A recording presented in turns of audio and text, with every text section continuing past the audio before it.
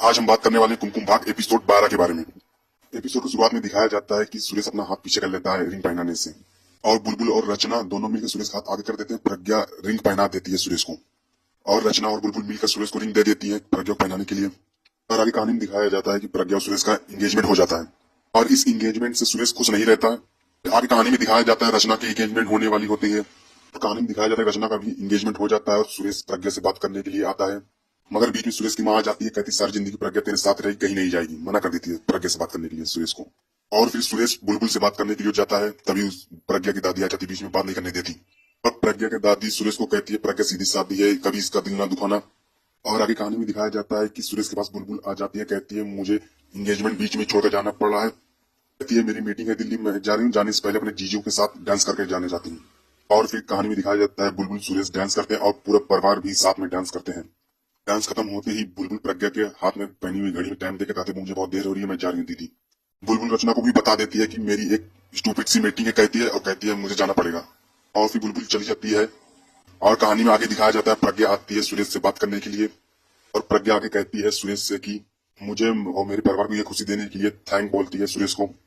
और वह सुरेश से बताती है कि जब उसके लिए रिश्ता आता था कोई, तो उसकी माँ बुलबुल को छुपा देती थी, ताकि उस बुलबुल की वजह से प्रज्ञा का रिश्ता न टूटे।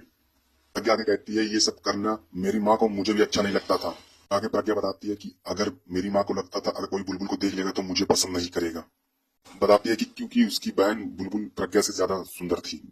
प्रज्ञा आगे सुरेश से कहती है मैं हमेशा से तुम्हें पसंद करती थी। इन सब के लिए प्रज्ञा सुरेश को थैंक करती है। और आगे कहानी में दिखाया जाता है कि और सुरेश का दोस्त अरविंद कहता है कि जाके उन्हें बता, नहीं तो तुम्हारी प्रज्ञा से शादी भी कर देती है, बता दे कि तू उनसे प्रज्ञा से नहीं बुलबुल से प्यार करती है। आगे कहानी में दिखाया जाता है बुलबुल और पूरब जाते हैं दिल्ली मीटिंग के लिए। बुलबुल और पूरब होटल पहुंच जाते हैं और वह अपने दादी से बात करती है बुलबुल।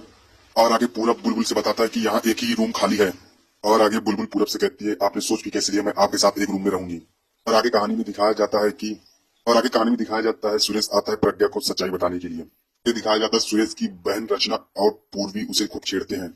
सुरेश फर्स्ट ठोक कर देता है मैं ये सगाई नहीं करना चाहता था, मैं बुलबुल को पसंद करता हूँ, ये सच पूरे परिवार को बता देता है। सुरेश आगे प्रज्ञा से कहता है तुम्हें कैसे लगा मैं तुमसे प्यार करता हूँ, मैं तो बुलबुल से प्यार करता हूँ। और सुरेश आगे कहता है कि मैं ये इस एंगेजमेंट को तोड़ता हूँ, और रिंग निकाल कर दे देता है प्रज्ञा के हाथ में। और आगे सुरेश की माँ आती है, फिर सुरेश से कहती है पागलों के क्या कर रहा है, एक थप्पड़ सुरेश को मार देती है। और फिर प्रज्ञा सुरेश के पास आती है, कहती है सुरेश तुम्हें क्या हुआ। सुरेश को लगता है वो सच बोल दिया सबको, मगर वो दिन में ही सपना देख रहा होता है। ऐसे ही फुल वीडियो सीरियल देखने के लिए लाइक करें, चैनल को सब्सक्राइब करें।